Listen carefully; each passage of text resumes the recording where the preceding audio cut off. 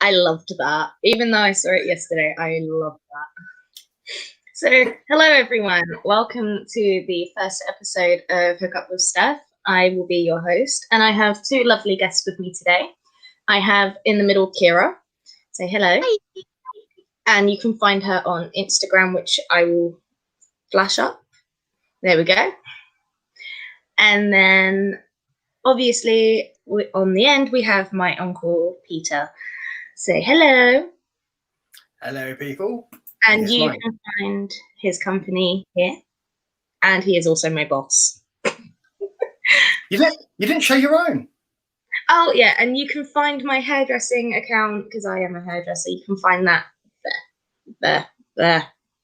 You know where I mean. So, yeah, you can find it there. So, yes. So, today I thought we would try something a bit different. I haven't done a podcast where I host it before. Obviously, I'm on the Sorting Stuff podcast with Peter, Kira, Aaron, and Ben. And on the odd occasion as well, Dee. So this I thought would just be a bit of fun. So also I want to show off what I recently ordered online. So we're going to start off with a little bit of unboxing. So I got that in the mail. I got this in the mail and I was very happy. I've already opened it because I needed to check everything was in there and everything that I ordered was here. So I will show you all what I got. Oh, no, that bent. So I got I hope I'm pronouncing this right, a Rickaroonie book, which is pretty much, it's just like little animals and stuff that you can crochet. It's actually kind of cool. So, yes. I'm hoping I will make a few of these in the future, which is nice. And then, oh, you're going to hear some really loud noises. I apologize.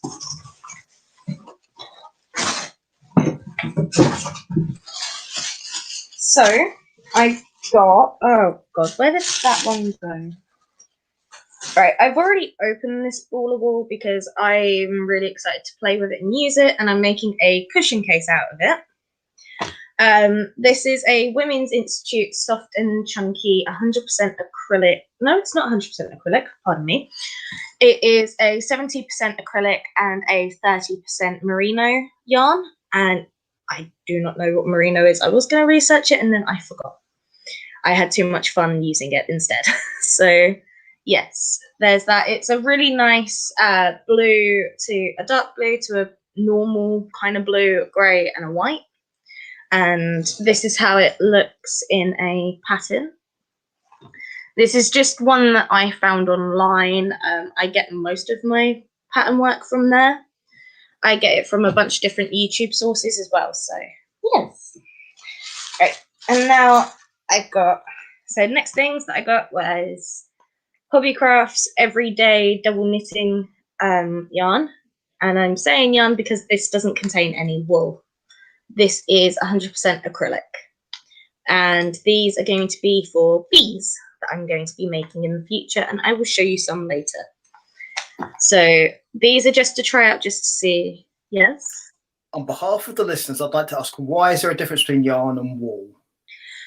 Yarn is where, yarn I'm pretty sure is where it's got no wool in it. and it's mainly acrylic, polyester, cotton, whereas wool has a high content of wool in the actual thing.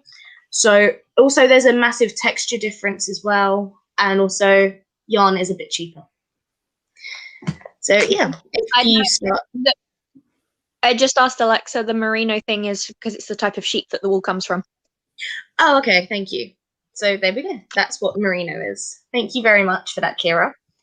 So if you are starting out with crochet, or knitting, I would definitely go for a acrylic yarn instead, because this, I believe this was about £1.50 for a 50-gram ball of yarn, which I love. And also on Hobbycraft's website, if you're in the UK, I don't know if they have it in the US. I will have to check that out. I know the US have places like Michael's, but you can, on Hobbycraft, they always have offers on wool from the Women's Institute and their own brand. And it's normally quite cost friendly. So, yes. So, the Women's Institute, we have got two. These both the same? Yes, they are. So we've got two black Women's Institute premium acrylic yarn, both in 100-gram balls. And these, as it said on the title, they are both 100% acrylic. And Women's Institute wool is, texture-wise, it's always very good. You do get a couple of batches where they're not so, like, they don't feel as nice, but they do produce some really good stuff, even if the texture isn't always the best. And also on Hobbycraft's website, they always have offers on. So I ended up buying a lot more than what I actually needed. So, yeah. So those are the two black balls. Now, back to the bees. I bought this ball of black for the tester bees. This one's for a project for my ex's mum. So yeah, that's going to be quite entertaining. But I've bought two different shades of yellow. One is do you have a shade name? This one is mustard. It's also 100% acrylic from the Women's Institute. I don't know if that's upside down.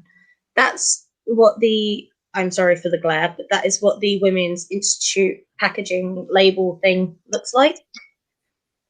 So yeah, and it's like also, even with the 100-gram, it still has a lot of squidge, which I like a lot of squidge. And then this shade is just yellow, and it's a pure yellow, I believe. And again, 100% acrylic. It's very with the premium acrylic yarn, it is really rare that there's anything else in it other than acrylic.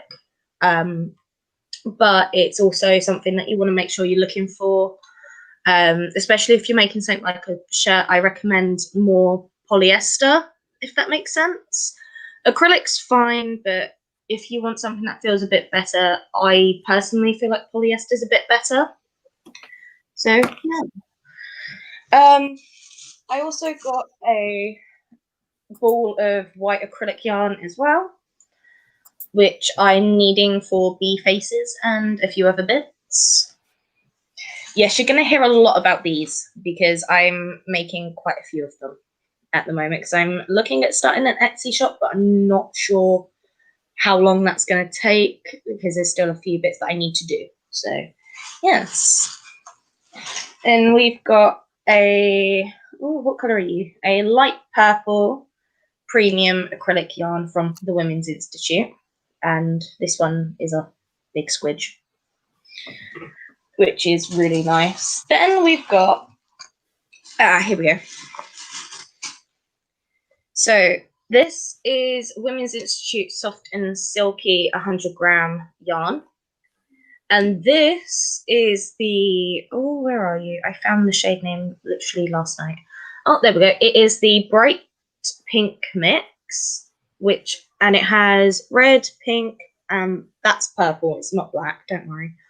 So yeah, it has a lot of pinks and reds, and this one is made out of 100% microfiber acrylic.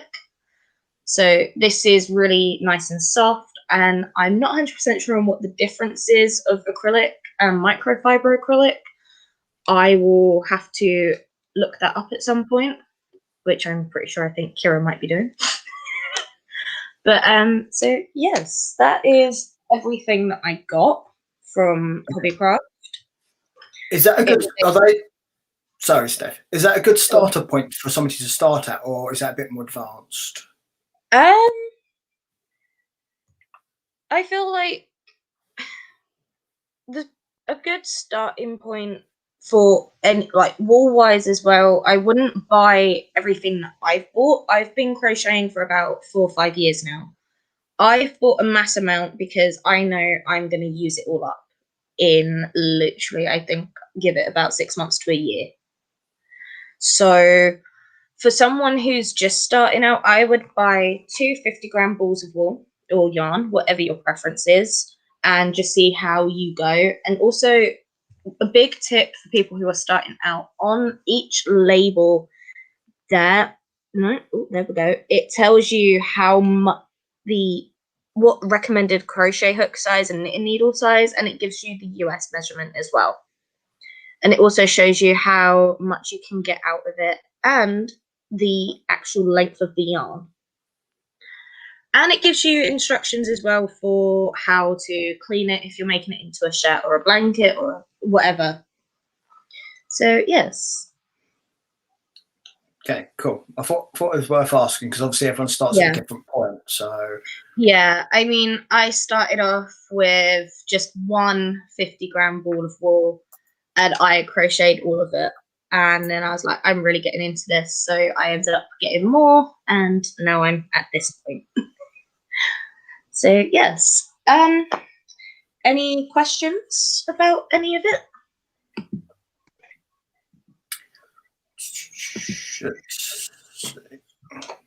Is there any particular you'd use those particular walls for, or is it just, or are they just general use? I personally use them just for general use. I've used Women's Institute wool for blankets. I've used it for a scarf. I've used it for I've also used it for making stuffed animals as well. I feel like acrylic yarn is a general just go to. You can use it for anything. It's quite versatile and it's also quite soft. So cool. Yeah. So now that that's out of the way, let me just move all that over here. So now that's all out of the way, I'm going to show you a few bits that I've actually done before, and some of my what's the word?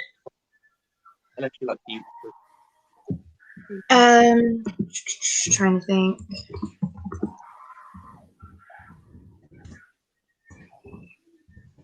To do. Yeah.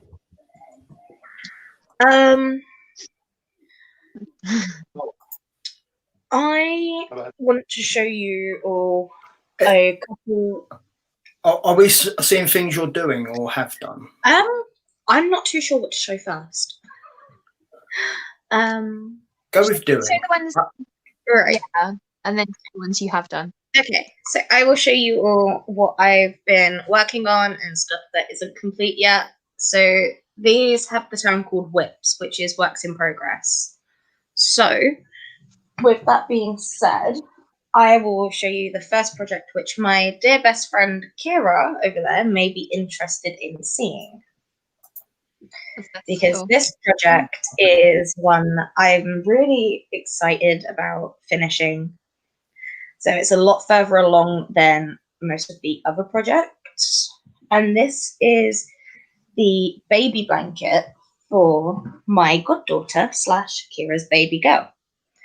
So that's the first ever baby blanket that I made. And I've evolved quite a lot since then, I would like to say.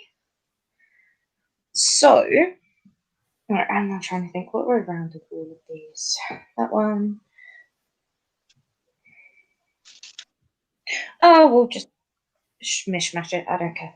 So we've got, this is the first row. So we've got, oh, this light is not helping this. So this is the first row that we did. So it has lilac, purple, pink, and red. I love it. And all 4 colours are all in the same row, are the same 4 colours, just switched about a bit. So that's the first row. The second row, which I completed a couple of weeks ago now, is this one. So we've got a light blue, a teal colour, a normal blue, and then a dark blue. And it's like that around all of them. So what I do is every time, so the first square with the middle section, the next one becomes the border. So as you can see here, you've got the baby blue in the middle, and then you've got the baby blue along the outside here. So, and I've just started working on the third row, which is all purple. So I'm I'm still in the middle of this row. I know it looks blue on screen, but it is, oh, there we go. If I hold it closer, you can see it's purple, I hope. So yeah, that's the progress at the moment. I just need to finish off the purple line, do another line of colours, then join, and do a border. So that's the baby blanket done. And then the next one is a personal project for myself, and I'm making a king-size blanket. And it's full of granny squares, and there's a stitch that I found on a YouTube channel. I believe they called it a Glorious Granny. I cannot remember for the life of me, and I do not remember the channel's name. So I'm using that stitch, so it adds some texture into the blanket. And this section of it alone measures at around 14 inches wide and 13 inches tall. So this is going to be very, very big. So, is it for a big baby? If you count myself as a big baby, then yes. She is the baby. I am the baby. So, the next one I have actually been working on for over a year now. I keep on starting it and then I end up neglecting it because it's so big. But I still have another ball and a bit of wool to put on, well, yarn to put onto this. And this is where Women's Institute comes in handy, because this is all made of 100% acrylic yarn, and it is going to be a, oh, hang on, let me stop looking like a silly person. Yeah, it's going to be a shawl. So I like mine, I like these extra big and baggy, so that way in the winter I can just go like that and warm up. So yeah, I just hope I can finish it this year, because I've been working on this one for far too long. So I have one more to show whips wise, and then I can show you all the finished projects that I've done. So let me just, that's the wrong bag, but I'll sort that out. So would these be like your pick up and put down projects? These are minus the baby blanket for Kira. That's one that I pick up, and that's the one I'm focusing on. The others are more pick up, put down. So is this one at the moment. This is going to be a prototype for a large bee. And I just need to finish off the striping work and then stuff it, put on the wings and close it, and then it's done. Cool. But with the bees, I know some people like putting safety eyes and everything. That I think's cute and fine, but as someone who doesn't have those, and they are quite hard to find, I stitch my faces on and give them the little cute ones. I love it. Which I think works a lot better.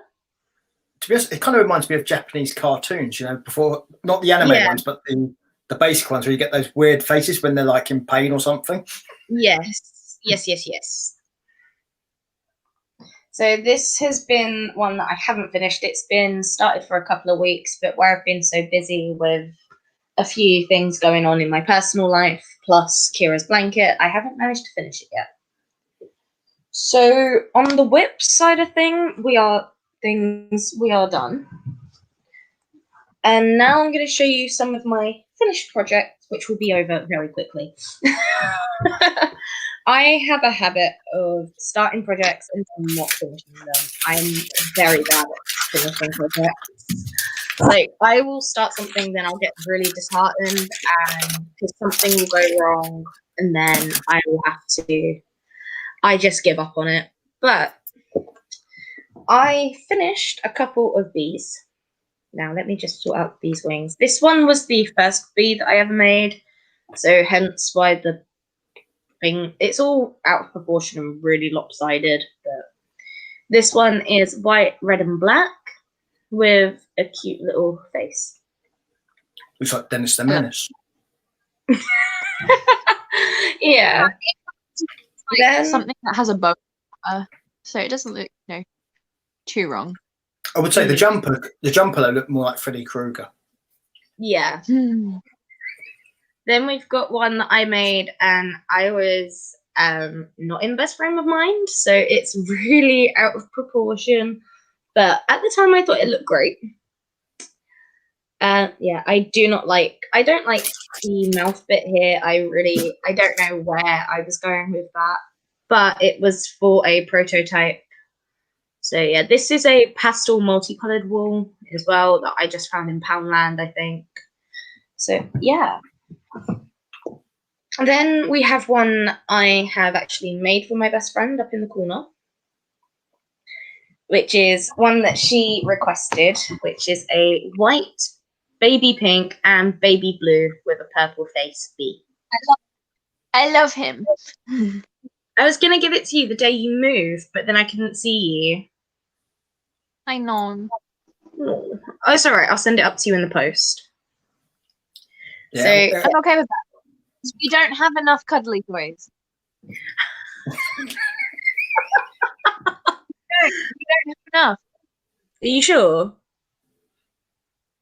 He's taking the piss. Oh, he did more. We need. So another thing that I toyed around with was making headbands.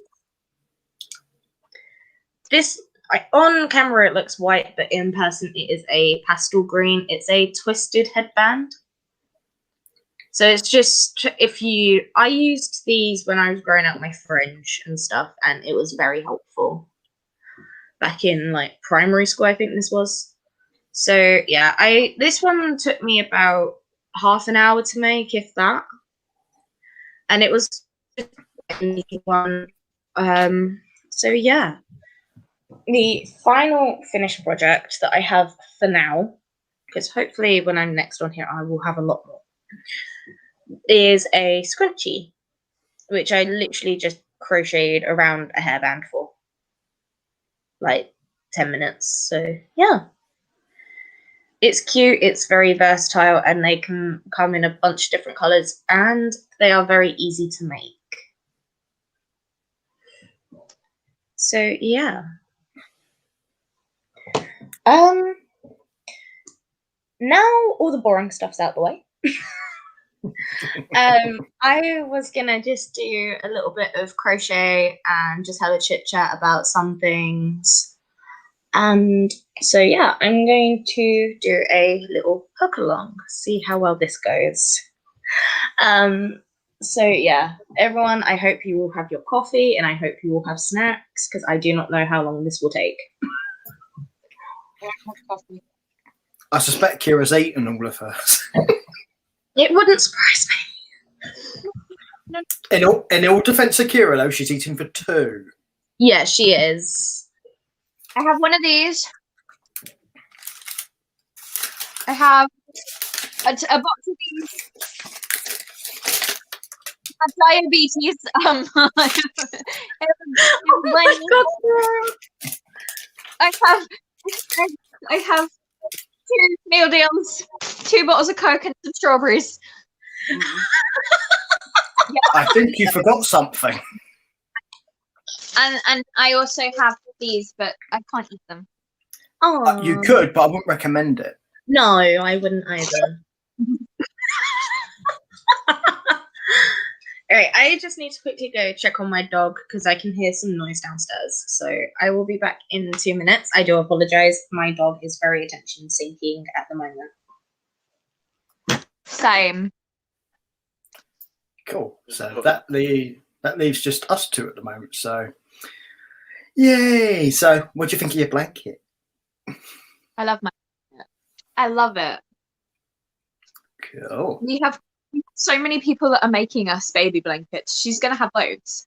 So Well, that's good. that's good. Never going to run out of baby blankets. Which comes in handy because kids are messy. Yeah. Also, you could have one in each room. Have one in each room, and then the leftovers in the bag just in case. Yeah. And just cycle them in and out when they need washing or cleaning. Mm-hmm. Makes sense to me. It does. So, yay. So, I mean, obviously, obviously, Steph's mentioned about obviously she does the crocheting and stuff, right? But here's a challenge for any guys that are listening. This guy can sew. How about any of you? I can sew, just not to an extensive level. I can put things back. So, I'm just using a cheap a cheap yarn from Poundland. It is 100% acrylic and it is great. I would also like to say I use the US stitch terms. I don't use the UK, but I can convert them. I just feel like the US version makes a bit more sense. What is the difference?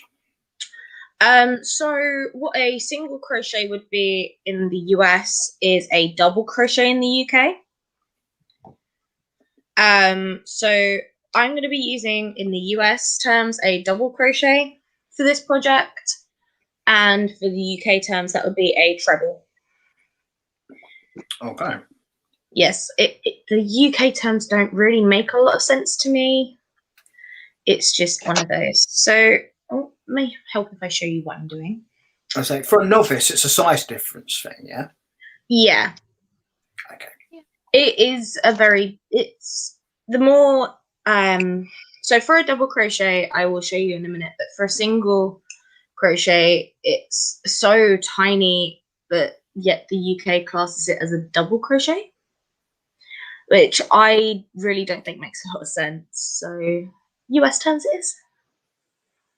So I'm just going to start by making a slip knot, which I just wrap the yarn twice around my fingers, and I go with my hook. I go under the first, and I drag the second loop through, and then I pull,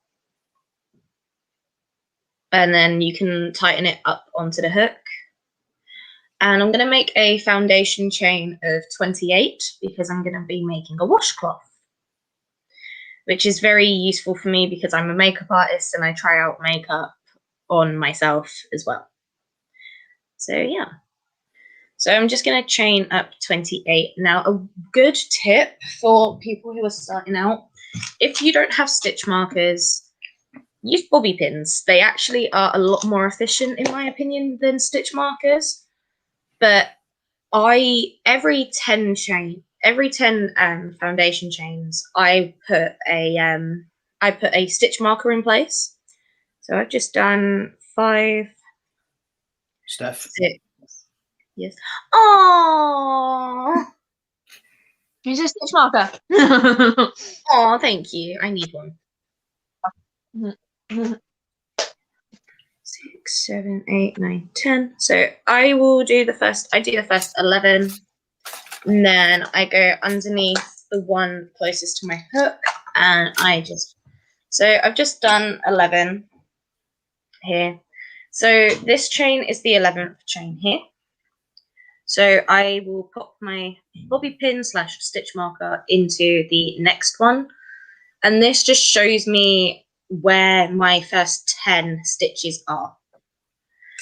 So that way, if I do lose count, I can be like, oh, okay, that's a group of 10. Then, oh, that may be a group of 5. Or whatever. I can count up if there isn't another stitch marker. So it's a lot easier. Is there a reason you do a certain amount of numbers? It depends on the project, really.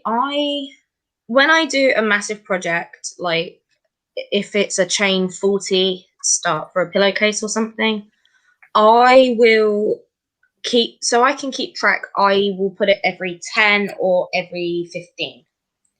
If it's something like the bees, because prime example for this one is where is it gone? I have a stitch marker on my bee, not only so then I can just pull that through and I can start where my loop is, but it also shows me where my start point was. So then I know, oh, okay, I've just done a whole round. Stitch markers, I used to hate them. I honestly thought they were a big inconvenience, but recently I found they are quite efficient and they actually do the job that they are supposed to, and they are useful. So, and I do recommend it to anyone who's starting out with crochet. It's a big help. Oh, so 10, 11, 12, 13, 14, 15, 16, 17, 18, 19. We can't see what you're doing. Oh, yeah. I haven't done this before. I apologize if I am going off. 21. And then stitch marker again. Don't use your teeth, obviously. I'm just doing it because convenience. But I feel like the 2 seconds, 2, 3, 4, 5, 6, 7, 8. Right. So I've just chained 28. Which should then, if you want a rough measurement, 28 foundation chain stitches is equivalent to about 3.5, 4 inches, depending on how tight or loose you crochet. So for me, where I've done this before, I know that is about 4 inches. This is about 3-4 inches long. But I don't do rough measurements anymore. I just crochet it because I've been doing it for so long. So now that we've trained foundation chain, you can now take out the little stitch markers because we don't need those in there anymore. That was just purely for the convenience of if you have to put it down. So if you have kids at home and they go, I need something, you can just put it down and then you can pick up where you left off. How did you take them out? We didn't see. Oh, sorry. So I'm just going to put it in randomly because I don't need them back in. So when I just put them in there, with my bobby pins, all I do is I just shimmy it up a bit so I can see the loop, and then I just gently pull. And it comes out, and then your foundation chain doesn't actually look any different. So I'm going to put my yarn over my hook again, so then I have 2 loops. I don't know if you can see that. So yeah, there's 2 loops, and then all you're going to do is just into the next chain from the hook, you go in. Now you can either go under both parts of the chain or just one part. It doesn't really matter. you put your yarn over, you pull through, so then you have 3 on the hook, like that. And then you just put your yarn over, then you pull through 2 of those loops. So then it will look like that. And then just yarn over again and pull through, and you've done your first double crochet.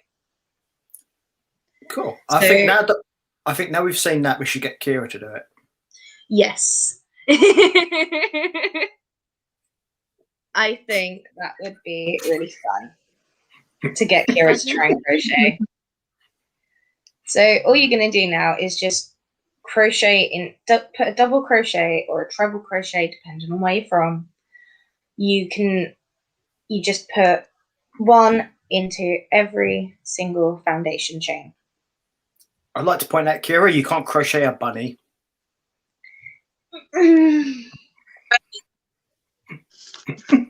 I have a pattern to crochet a bunny. I meant a chocolate bunny. Oh, I can make it look like a chocolate bunny. Well, She's really badly. You could swap out her bunnies. Probably could. She'd just get very upset though. So, now, what was I going? I've lost my train of thought. I thought of something and then completely forgot. So I know the lockdown is almost over for some people, and I know obviously kids are going back to school soon, but I know for some people who are in vulnerable categories, it's still quite a struggle.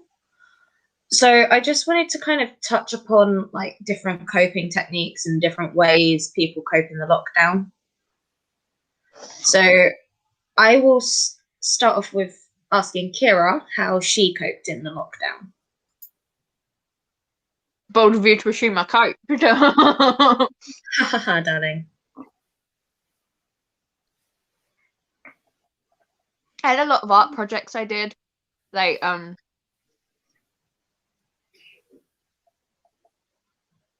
I started canvases and paintings for baby.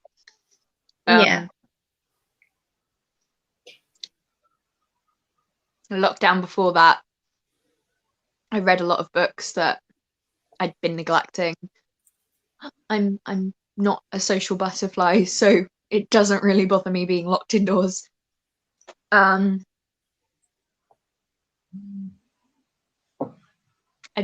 and reading. Yeah. And in that time I fell pregnant, so Yeah, she made that's a baby. another thing. Yeah. Mummy and Daddy did not practice social distancing. Well, if they did, it's a neat trick. Found a baby grow that actually says that on it, and I plan to order it. Yeah.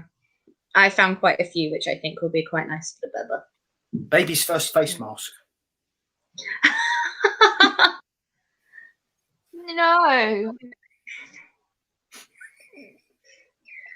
So, obviously, creative stuff is a good way to cope. But how did you cope, Uncle, with the lockdowns? There was a lockdown? I know. This is news to everyone. You've been outside in 84 years. Out, what? What is this outside you speak of? I know. So for all introverts that do not know, there is a national lockdown in the UK, which we are easing out of. Is that like the lottery where you win money? No. No, It could be you. It could be you.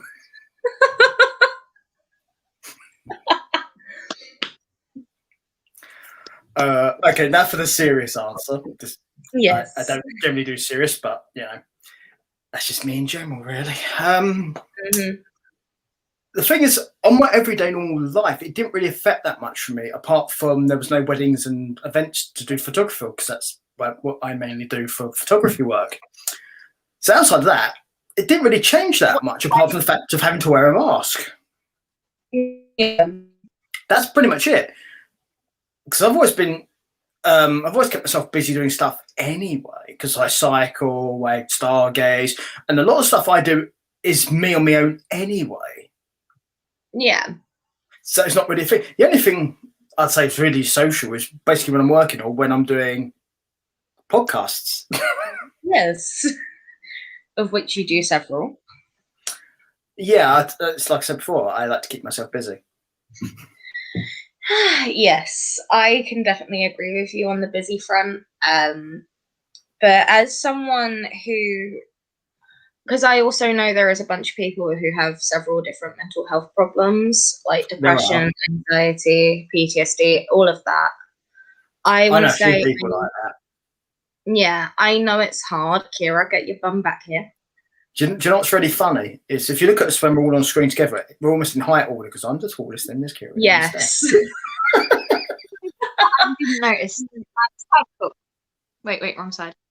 But I also struggle to sit up straight because, you know, I have a big bust, which is an issue. But, so. Oh, that's right. Pick on me because I'm the only one without a bust. That's real helpful. Thanks. We're going to start talking about boobs. Let me guess. You're going to crochet some bras and bustiers and stuff. I would buy them. I can do that. That's the problem. And Kira would buy them. She's just told you. Yes. You need the laundry. Got to keep them clean. Right. So just very quickly back to the project for anyone who is following along. If you are, then hello. What are you doing with yourself? When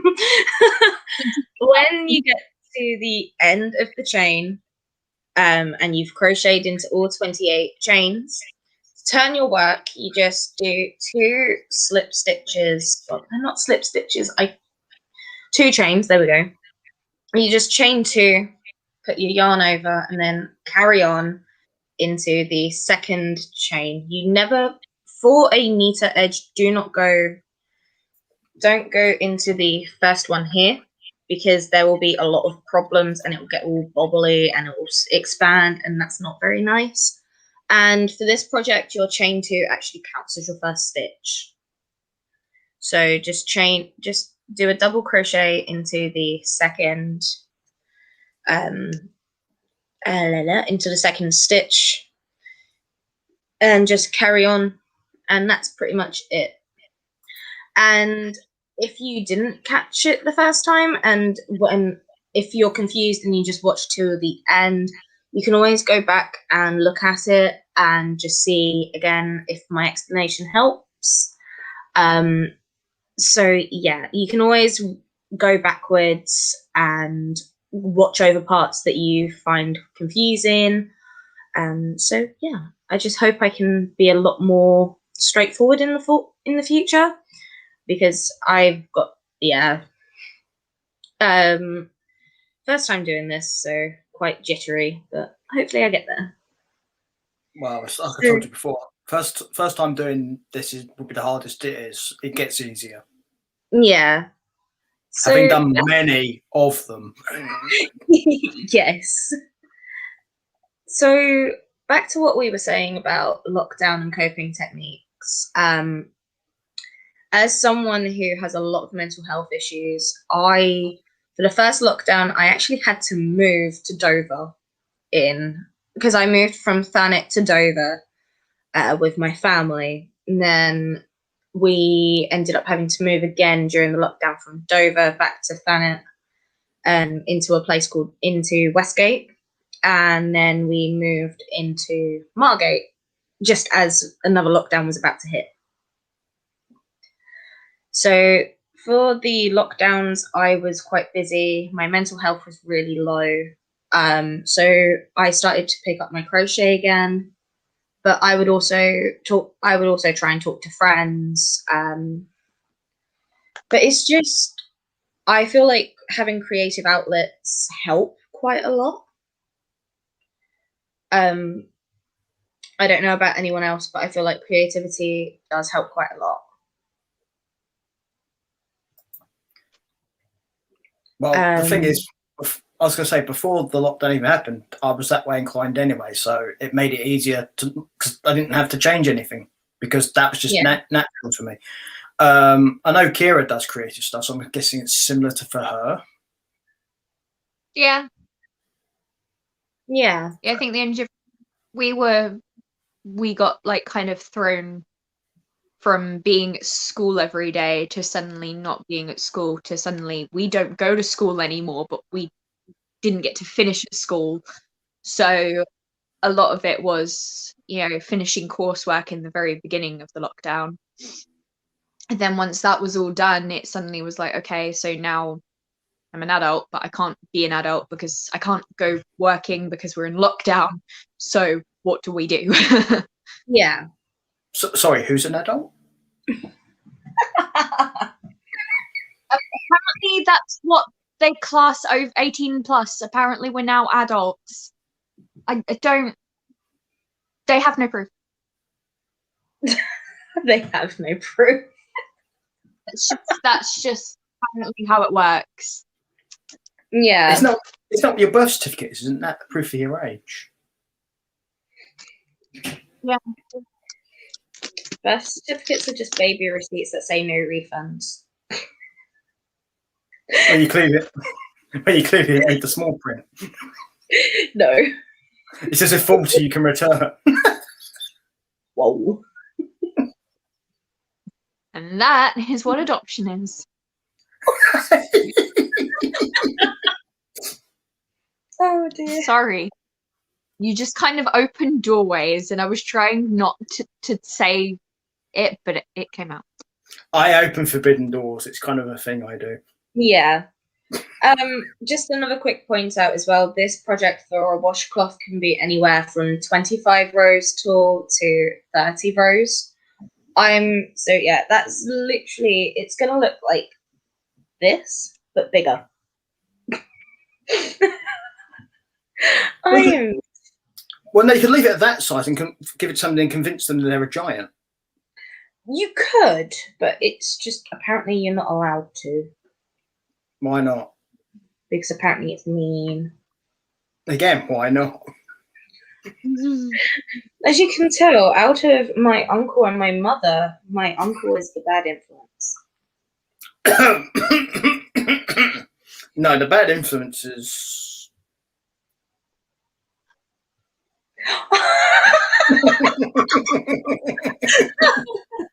Kira. I just make bad choices. Doesn't mean you have to copy them. Yes, Steph. Wow. Wow. She's not a bad influence to me, just to you. True. Kira, you can't hide, you've got a baby bump.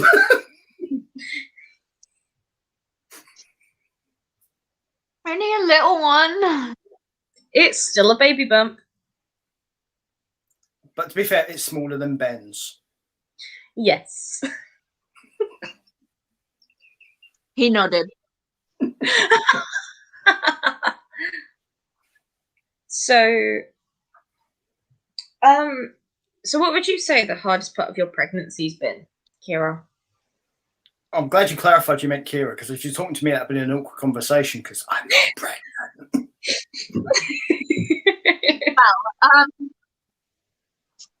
I think Ben. The hardest part has been, I think, like the anemia, and finding out I'm anemic and having the hypermenesis, however you say it. Yeah. Because there was a good month where I couldn't eat. Drinking became an issue, and it got to the point where I couldn't even drink a bottle of water without throwing up. Really. Yeah, drinking is an issue while pregnant. Drink and be pregnant. But drink water. And then being admitted and having to take loads of tablets and stuff, it's fun. No. But I'd say it's gotten easier. I still have the bad days where I really don't want to eat, even though I know I'm hungry. You kind of just have to push through it, because even if you're not okay with it, you know that baby needs to eat even if you don't want to. Yeah. So it's a case of force feeding myself to actually feed my child. Well, you're not the same, Yeah. Kira. Practice makes perfect. 9 more goes and you'll get there.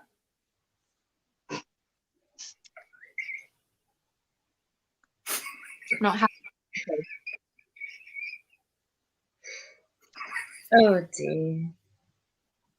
Is it twins next time? Is it triplets? Fuck off. Quads?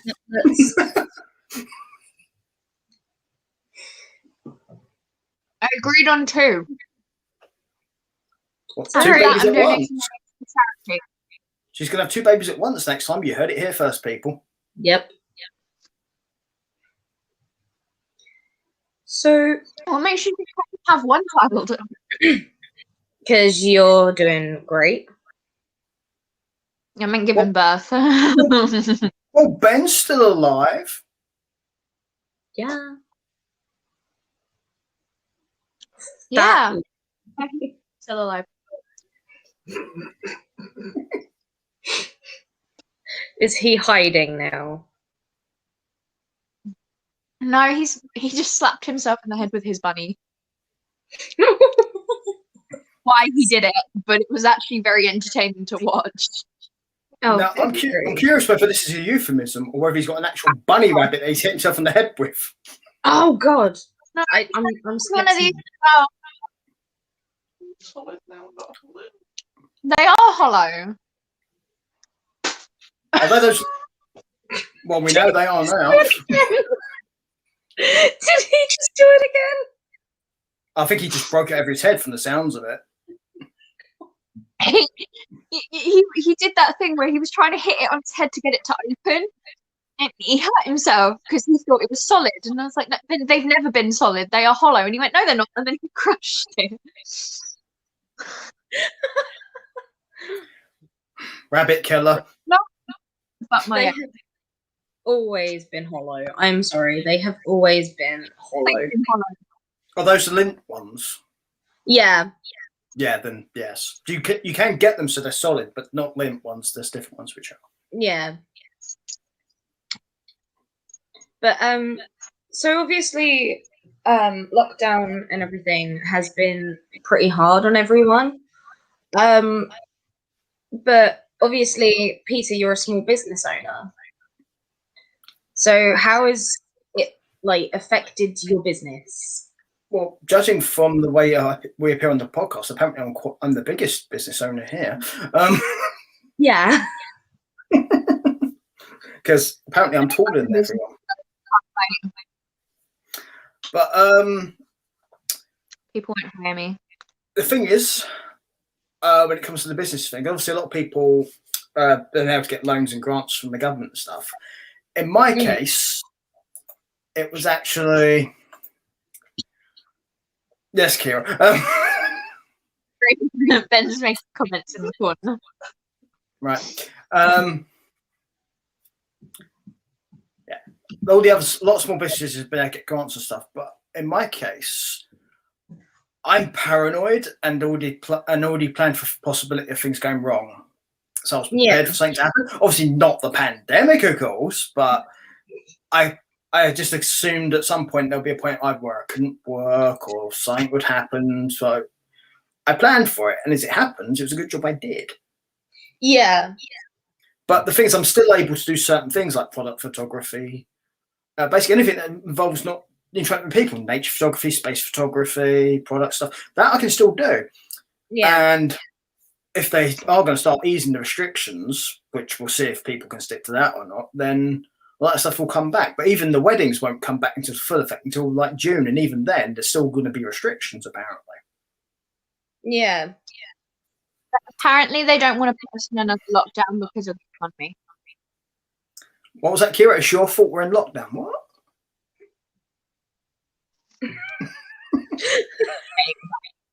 That's what I heard. I think she said about the economy, so they don't want to put us in another lockdown due to the economy. Yeah, all I heard was it's Kira's fault. Wow. That's what here. So, but yes, obviously the economy did has lost a lot of money during the lockdown. But at the same time, you've got to bear in mind a lot of people, in theory, have saved money because they've not gone out places. They've not gone out to like cinemas, restaurants, and that sort of stuff. And a lot of people obviously would have got furlough, or they would have got money from like universal credit and stuff like that. But obviously, for some people, that's not going to be enough because what they'd make by working supersedes anything you'd get help-wise. Yeah. Yeah, that's right. I lost my job because of the lockdown and the pregnancy and all, because they can't hire me while I'm pregnant. And universal credit pays less than what my job does. Well, in all fairness, you couldn't really commute to that job now. That'd be a bit tricky. Yeah. Because you also... Still... I was going to say, Steph, obviously you didn't mention about the fact obviously she's moved during lockdown, so obviously that would have been fun. No, yeah. It was easy. I mean, very uncomfortable 3-hour journey, but that was easy. I think the hardest part is knowing I can work. That all right, yeah. You know, it's going to be difficult, but knowing that I am physically able to work, I just can't because of my condition. Yeah. Like usually if you're pregnant you can work until you know you have the baby, but because nobody wants to risk it and because I don't qualify to have the injection, I can't do anything, and it sucks because I sit here and you know knowing that I could be out making money and actually having extra cash to put towards my baby is a pain in the ass because I can't do anything. Yeah.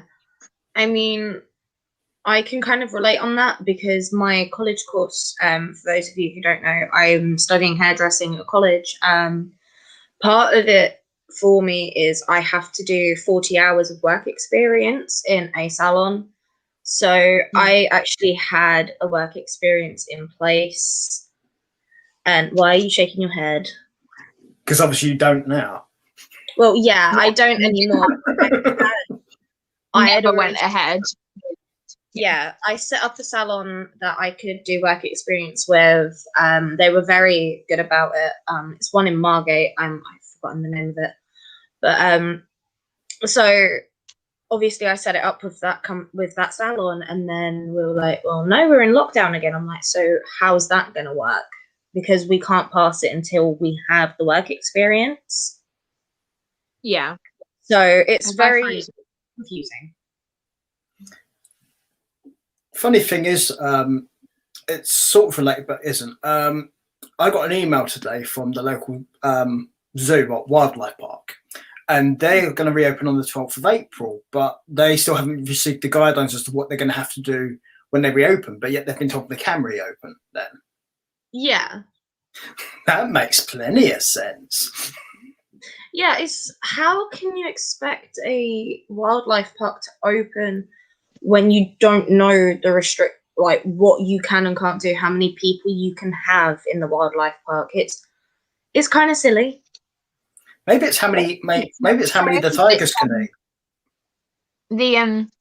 The tattoo parlor where I wanted my tattoo done, which I can't have done now. They've reopened. Well, they've said they're allowed to reopen, but they don't know what the restrictions are either.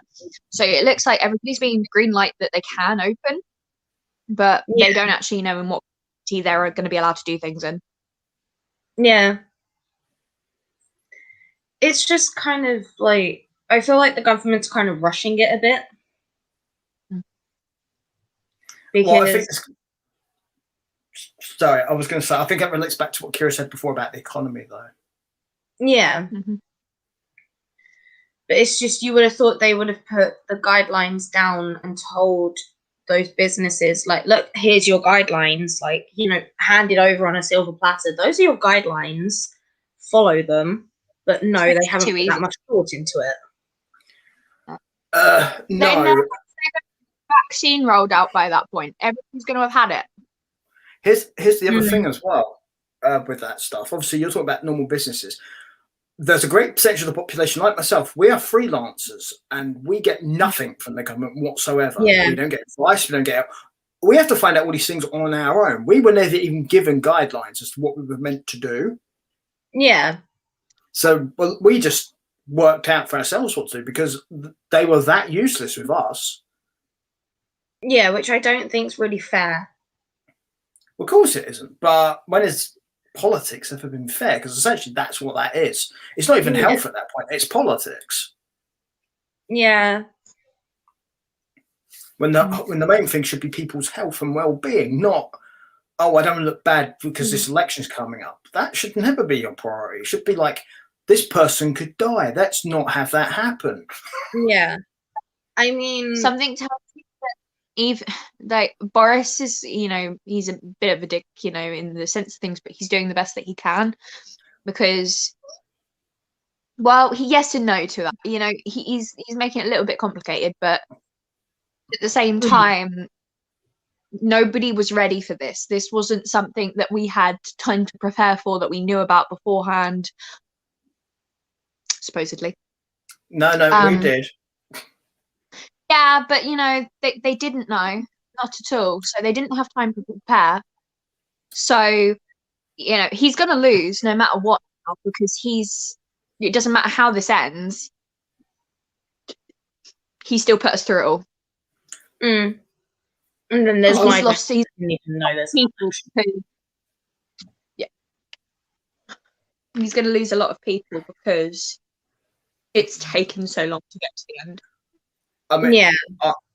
I'm not the biggest Boris fan, but I don't think it's his fault either, because it's not just him. No, he's not. There's a whole system in place, and they're all failing. It goes to people. Because they are supposed to go upon the information of healthcare professionals, right? Yeah. And then it gets put through to like the people who are supposed to, like the health minister and stuff.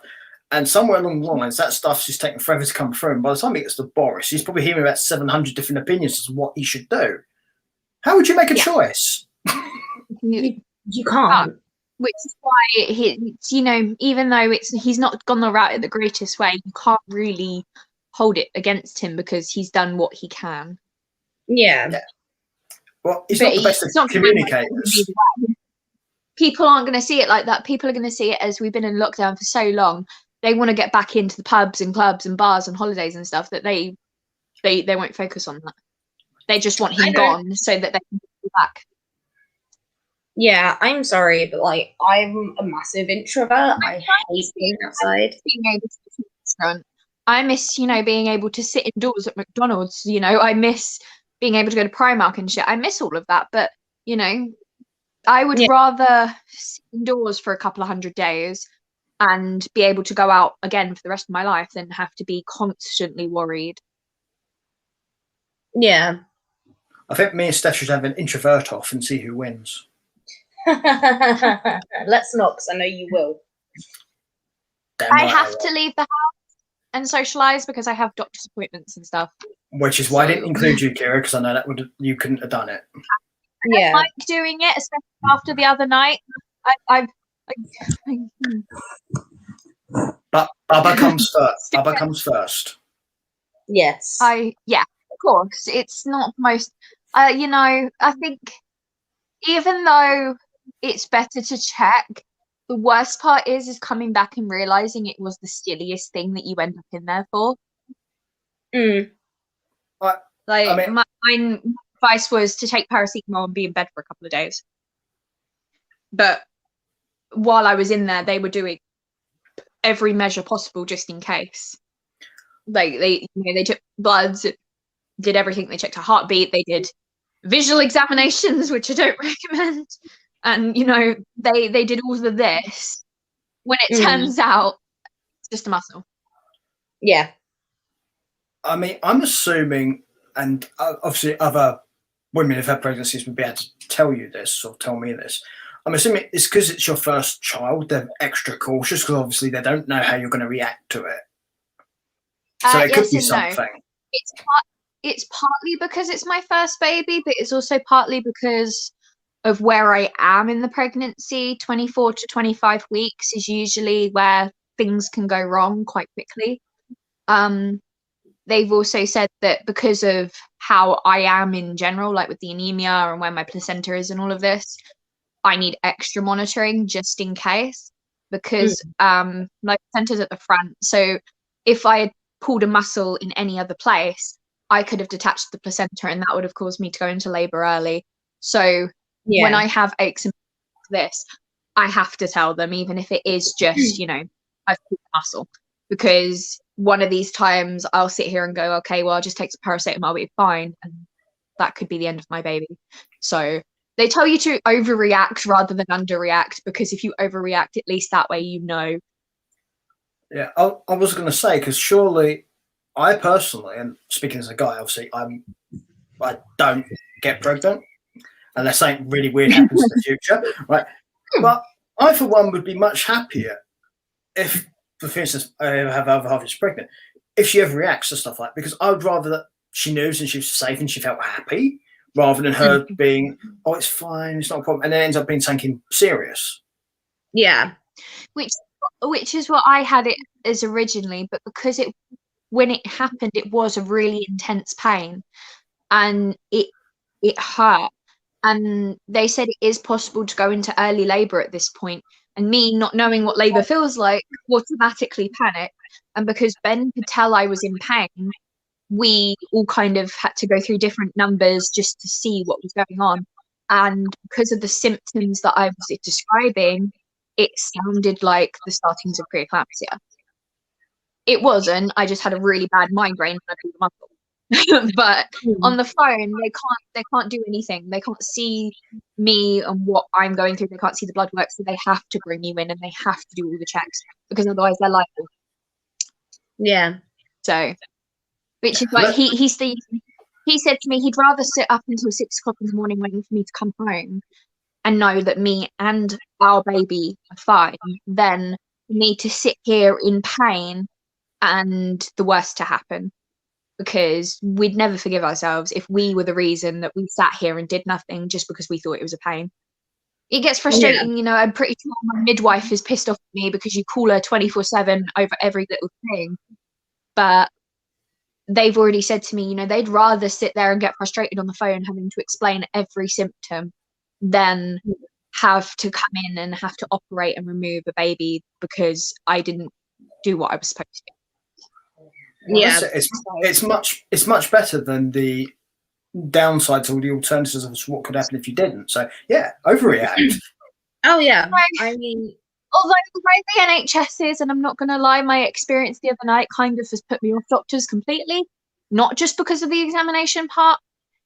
When I called 111 because of the headache and the pain, they had me brought in by an ambulance because just in case they. Quickest way possible. Sat me in A&E triage. They took my blood, they did my blood pressure, they checked my eyes and everything just to make sure. And then they sat me there for 3 hours and told me that it was a 4-hour wait. The doctor wouldn't be back until the morning. And they told me that it's best if I don't go home. Obviously, they can't stop you, but they recommended that I stayed. It wasn't until I burst into tears because it was like 3 o'clock in the morning. I was tired. I was hungry. I don't know Hereford Hospital that well. I know how to get to the bathroom. Because of all of that, I was getting worked up. And I went to the desk and said to them, how long am I going to be here? And they said, it's another 4-hour wait. And I said, okay, I literally came in to make sure that my baby's okay and to have this checked for preeclampsia. And then they said to me, we weren't aware that you were pregnant. You mean like there's no clues or anything? No. But it's not like they don't, it's not, I didn't explain it on the phone call to 111, the after hours one.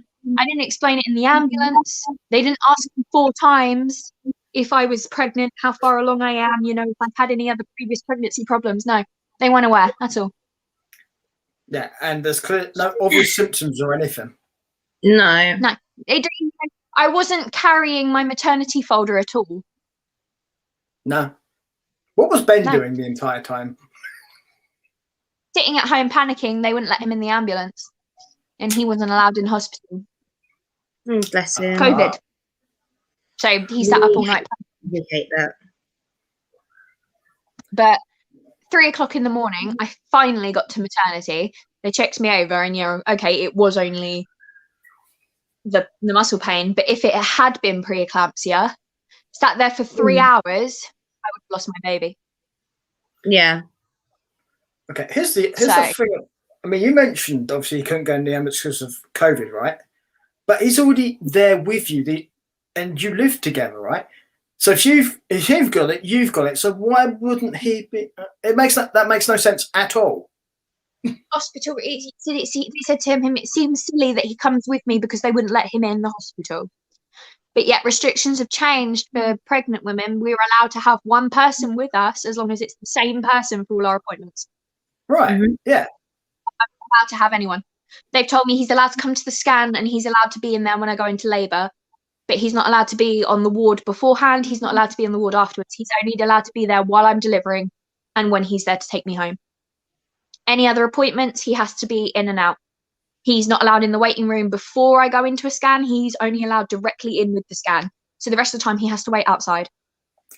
So basically he pretty much now has to do what he did at the beginning of the pregnancy, which was be in and out. Basically, he gets to do what he did at the beginning of the pregnancy and not be there for any appointment. That was the one thing that he was getting so upset about, is that he couldn't be here for any appointments. He couldn't be with me. He couldn't see what was going on. He couldn't tell when I was in pain, or, sit there in with the midwife. He couldn't see our baby on the scan. And now he's still not allowed to. So basically 30 seconds in, out, and basically just like the start. Gotcha. Basically. Right. I will be right back because I need the bathroom. So. Okay.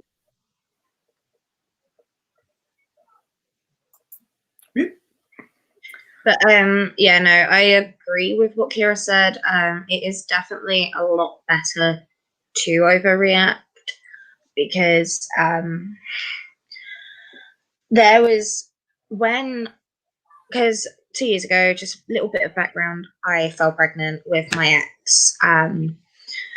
We decided we were going to keep the baby, and about 11 weeks in, I had really sharp abdominal pains in my stomach, and I didn't do anything about it. And then as they got worse, we finally decided to call 111, and they sent out an ambulance. They refused to take me into hospital because I had a scan the next week. They refused to take me up to maternity because my midwife said, "Oh, she's fine. It's probably just growing pains." And then, we thought it was fine. The pain eventually stopped. And then for my 12-week scan, we go up there and we find out she passed away. So I feel like if I had called them sooner rather than later, I feel like something could have happened that would have, been like, "Oh, maybe you have this, this, this, and this." I know, because it was quite early on in the pregnancy, it was quite, they just thought it was growing pains, which is understandable, but they didn't take me in to go check that everything was fine. Well, you'd think, particularly for a first pregnancy, that they would at least be more cautious. Obviously, I mean, second or third or fourth pregnancies, then maybe I could understand that. But for someone, if it's their first time, surely because it's the first time, there's more unknowns. So I would think you'd be more cautious. I mean, there was little 17-year-old me and my ex just panicking, and then the next week we find out she died. So yeah, it was really hard. But now if I ever fall pregnant in the future, they have to now keep a closer eye on me because I lost the first one. Yeah. Possibly the only bright side to that is they will be much more strict as to how they deal with you because of that. Yeah. It is definitely one that is a big, because they know, obviously, my mum had trouble with pregnancies with the younger three because she had gestational diabetes, the starts of preeclampsia with one of us, and she also had brittle bones. So obviously they've got to be careful and look out for gestational diabetes with me, and a bunch of other stuff as well. So always a fun one. Yay. So yeah. Mm. Just a quick update. I am on row. Oh God, I've lost how many rows I've done. 1, 2, 3, 4, 5, 6, 7. I've done 8 rows, and that's how big it is. I mean, I can technically just cast it off here and then put a lining in it, and voila, I have a face mask. Yeah, but I was going to say it's literally a COVID mask at that point. Yeah, you actually can crochet face masks, but you need to make sure you put a material, like a fabric lining in, otherwise they're not effective. And obviously make the little straps for your ears. But other than that, it actually is quite comfortable. And it is the correct measurement as well. So Yeah, it's just the right size. it fits my face perfectly. I need to put these on. I'm struggling to see. I am blind. So, but I was going to say, obviously you've mastered that quite quickly, also while talking. So that obviously shows that for anyone who's used to it, that you can do that quite quickly and get quite far. It's Why definitely still talk to people? Yeah, I mean, it's definitely a big skill because I will sit in the front room, and a big example is I've been watching WandaVision on Disney Plus with my family, and I will sit there if I'm rewatching it or just watching something else in the front room. I'll just sit there, be talking away whilst watching a TV show or something, and I'll be crocheting, and I will end up getting quite a lot done. Now, I would like to quickly touch on a crochet thing that I can't do. And that's basically purely based on I'm left-handed and my right hand's a lot weaker when it comes to this. But what you're meant to do is you're meant to hold the working yarn, as it's called, which is coming straight from the ball. You're actually meant to hold it in your other hand with the project, and then you're just meant to like do. I hate this because it takes me so much longer and it is so difficult and fiddly, but you're meant to wrap it, go through. You're not meant to do what I've been doing. I mean, crochet however you're comfortable, but for me, I'm a lot faster doing it that way, and I'm going to undo that because I didn't like that. I mean, I'm assuming it's something we will touch upon at various, possibly in later episodes as well. Is obviously, you mentioned you're left-handed. Most of the population's right-handed, so obviously it's a different learning process. It is definitely with being left-handed. What I have to do is if I'm watching a tutorial on YouTube or something, I have to mentally flip the imagery in my mind, so that way I can understand it and I can like hook along with them, essentially. So that's how I learn, but it's definitely a struggle being left-handed and crocheting. But what's worse is knitting, in my opinion, personally, being a left-handed person. Well, go on. Yeah, I imagine it can be quite awkward. I mean, I'm right-handed, so yeah. So, but obviously, like nowadays, there are left-handed tutorials and right-handed tutorials, but I'm pretty sure half of the left-handed tutorials out there are actually just the imagery flipped. I would like to point out to everyone that apparently Kira's going to kill Snow White now. She's probably got an apple somewhere. What? I'm a burrito! Oh, dear. It's just the way you had it. You look like the wicked queen of the skies in Snow White. Here's your apple, Snow White. Oh dear.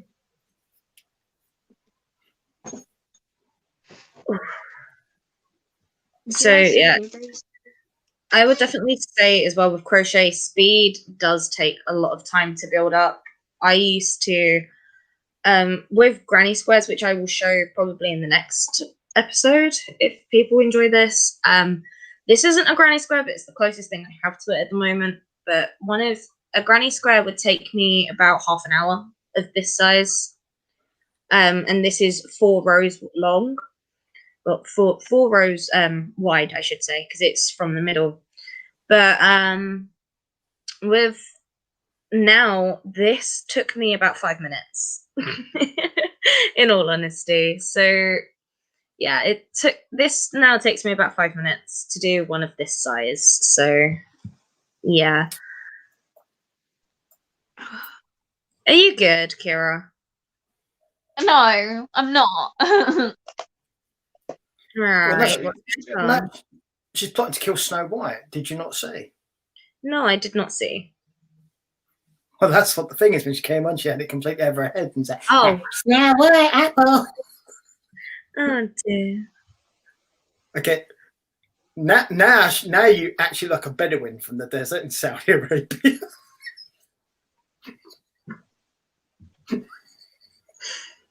Oh dear.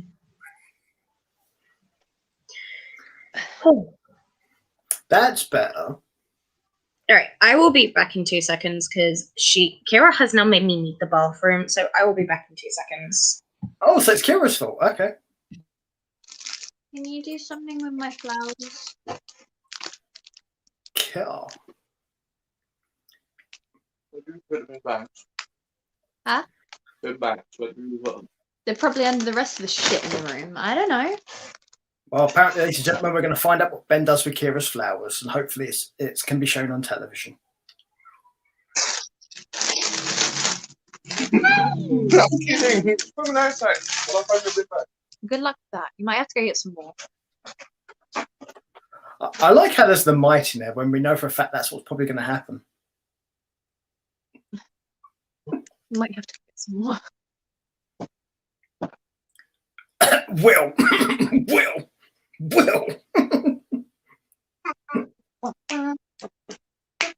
Can you pick me up a rubber as well? What? It's a bit late for that, isn't it?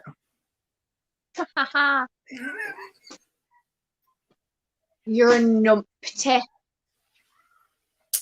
Should have told your mum.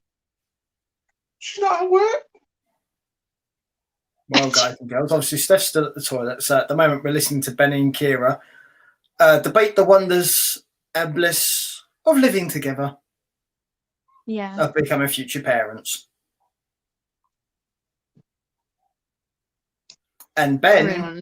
and apparently Ben can make his voice go as high as Oliver Twist. Oh, Oh. Oh, I've frozen. I was going to say, that sounds painful. So I'm not sure we want to know what Kira just did. You hurt me. I didn't do anything. I need an adult. Babe, you're not going to find them. So yeah, I've also had to very quickly change because I am getting very cold.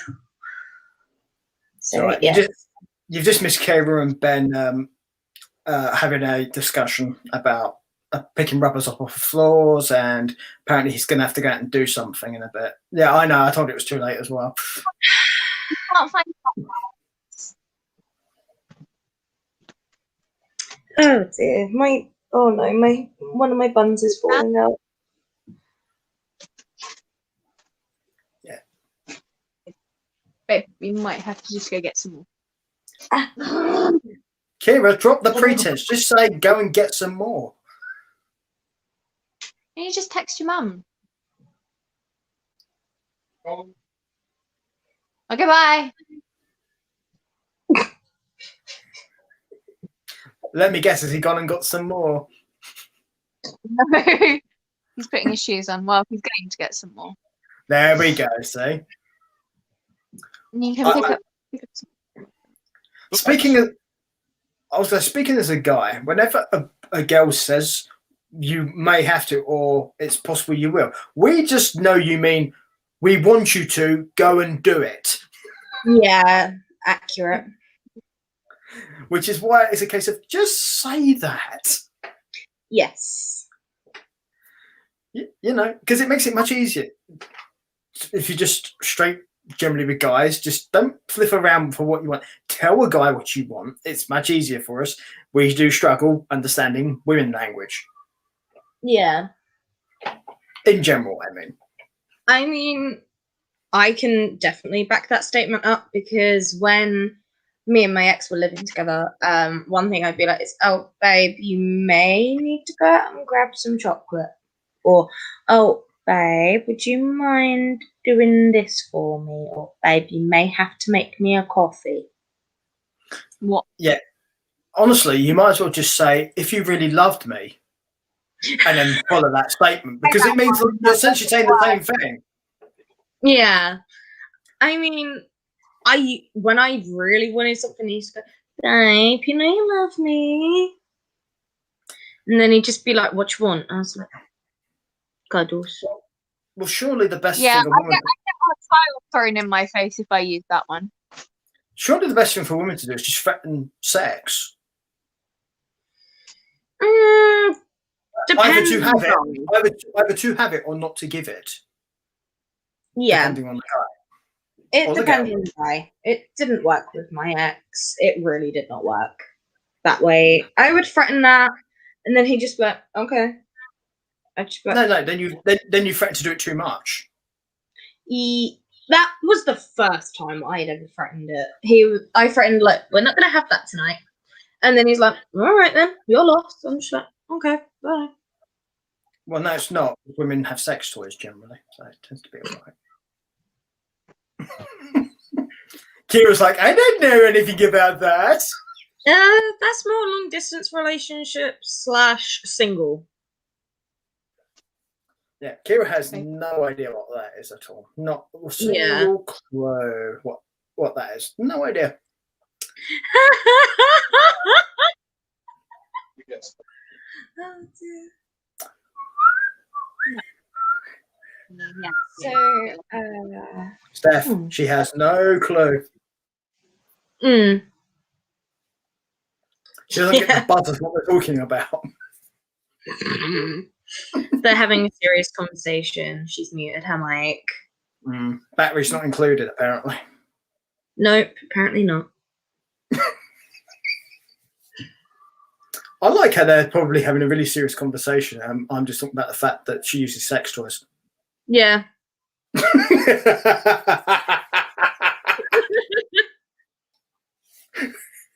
Oh. By the way, just for the benefit of viewers, I don't actually know that. I just assume that's what's going on. Yes. Okay, But, because it tends to be a thing, particularly if you're in a relationship and you don't see each other for a while. Sometimes people get frustrated. Yeah. So, and obviously, it's This not really. would be really So it's not really what this show's about, but just to put it simply, again, it's a mental health thing. Sometimes you just need to de-stress and relieve your tension. Yeah, that's actually really big. And one of the best ways of doing so is, well, rumpy pumpy. I would like to say as well, the other reason why I do press it up against my face is with a washcloth, I will, half the time, if I'm really lazy, what I'll do is I will just measure it up to my face, and then as soon as it covers my whole face and a bit more, then I know it's done. Cool. Because I just go like that. Sorry, we should be charging like that. They're having a pillow fight. Oh my god. How childish can you both be? Like, come on. We could put that on OnlyFans and make some killing money. Oh my god. For viewers who do not understand, go check out the Sorting Stuff podcast. It's all explained in there. Kira clearly understands. Yeah.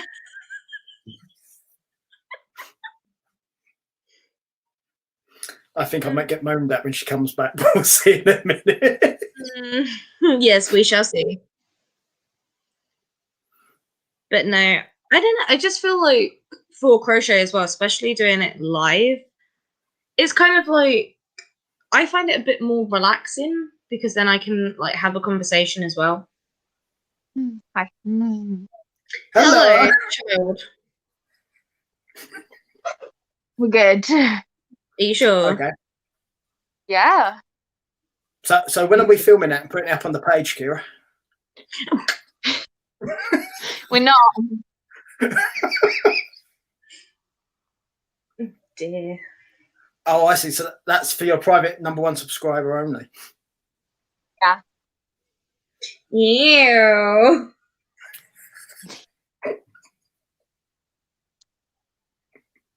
Ew, goodies. It's kind of weird though, because we're having a fairly serious conversation, and in the middle, all I can see is you throwing pillars at Ben. Yeah. He's fine. Yeah, I Steph don't said mind about, it. I don't believe it. what I find funny is Steph said about her being childish, and her response to that was Ben started it, which is the most childish response to that question you can do. Yes. How long have I known you for, Kira? Huh? How long have I known you for now? Way too long. Exactly. I've known you since reception.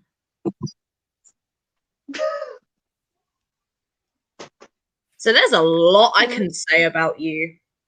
Yeah, that was reception at the mental hospital where they met. No.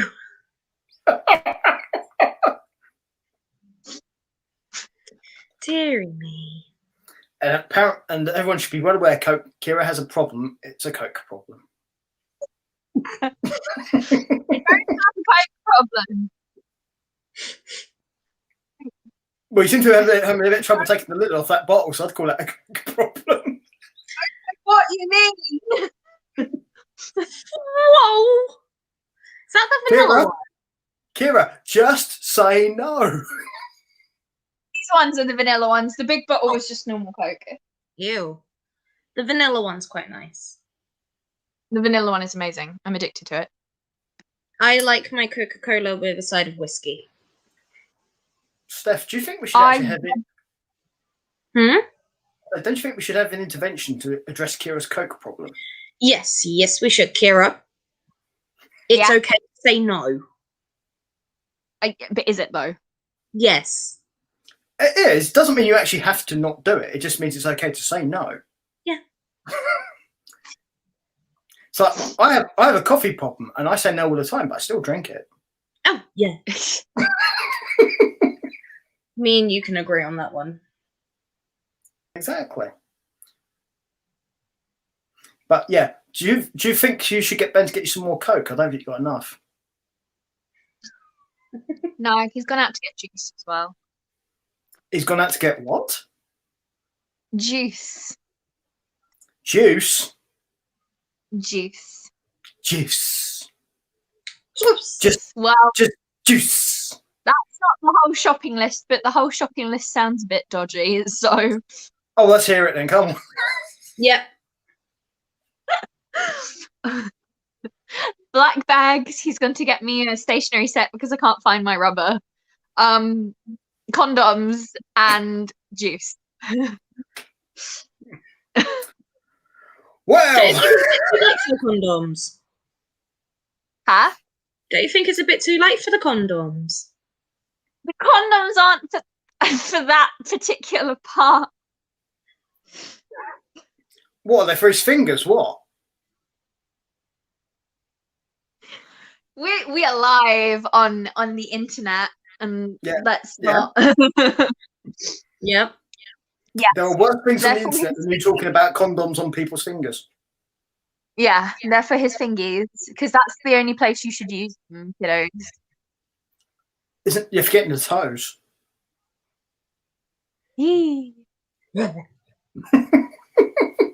Or his nose.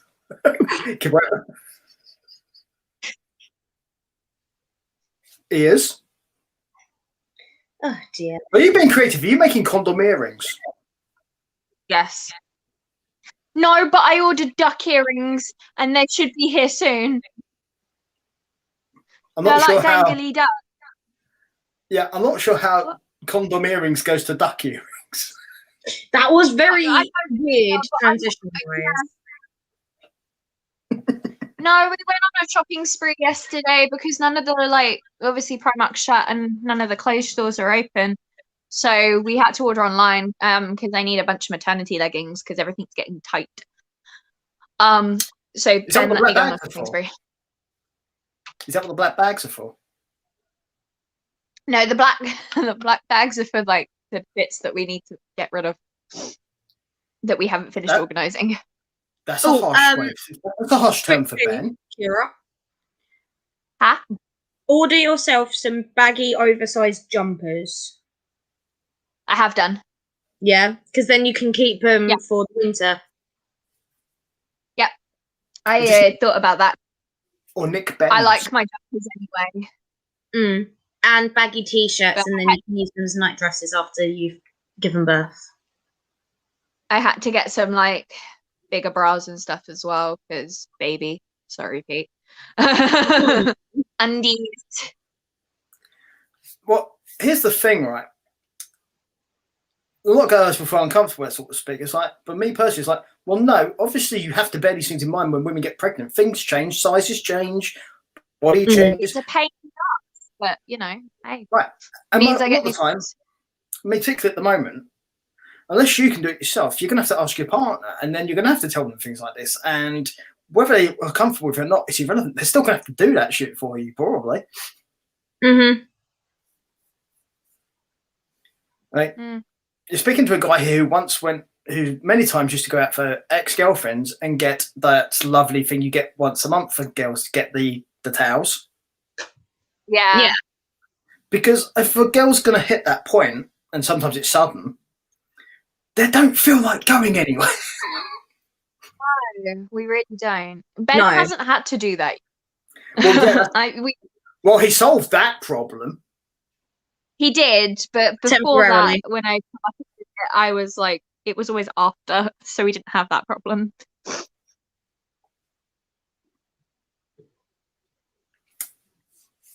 Well, that means at some point he is going to get it and have to deal with it.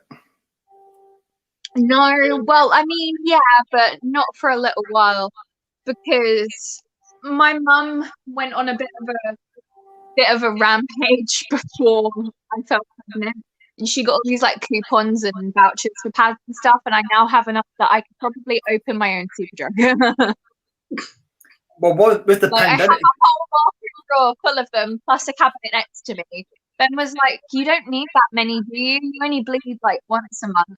And I was like, "Yeah, but you know, you don't know how much I bleed. You don't know how much I bleed."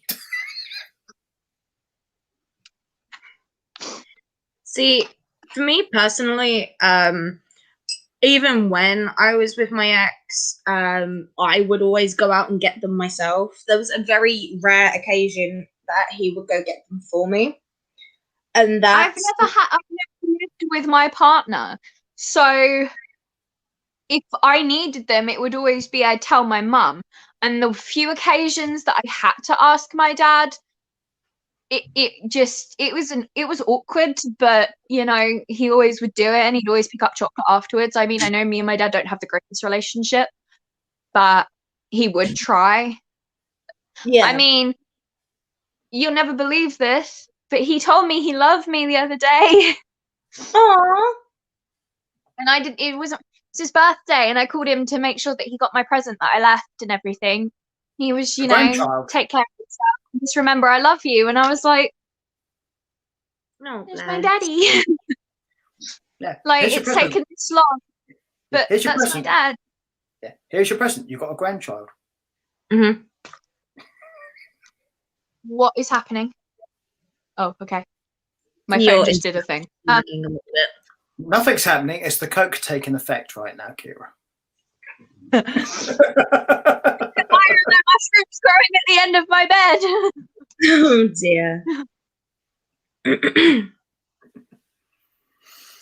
Ooh, good fun. But, I'm not the greatest example of human.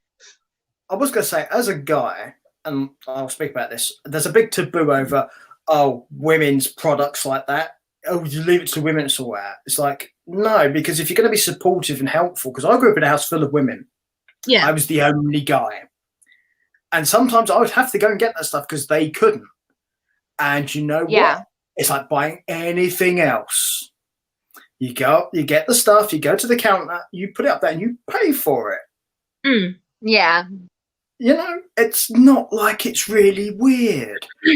Yeah, Because I mean, it's been tabooed, I think, far too much because it's something that Yeah. shouldn't be. I mean, so I've got a couple of one thing, and then I've got a story time thing. So when I go shopping for my lady products for that time of month, I go just after that time of month's gone, and I will literally pick up enough for about 4 months worth. But one of my guy friends a little while ago asked like how a tampon works and like what it actually does. So I got a glass of. The best way to do it was I got a glass of water. I would say, to be fair, Offended. that's not a bad question to ask as a guy, because guys don't use Yeah. them, so we don't know. Yeah, so I got a glass Actually, of I water. think Ben's one, don't laugh. His was like, hang on, but you know, if you use tampons, isn't that the same as like having sex? I was like, oh god. No. I was like, no. What's he been watching? I don't. He was just like, I know that the pads are just like there, but the tampons, they actually go inside of you. So how come it hurts when you have sex, but it doesn't hurt when you do that? I was Because like, they're bigger. different. Yeah. I actually showed my mate how the absorption works for a tampon. So I got a glass of water and I took the tampon out of the applicator and I just dumped it in, and oh my god, he started screaming as soon as it just fluffed out. Because what they do is they expand and shit. Well, of course they So- will.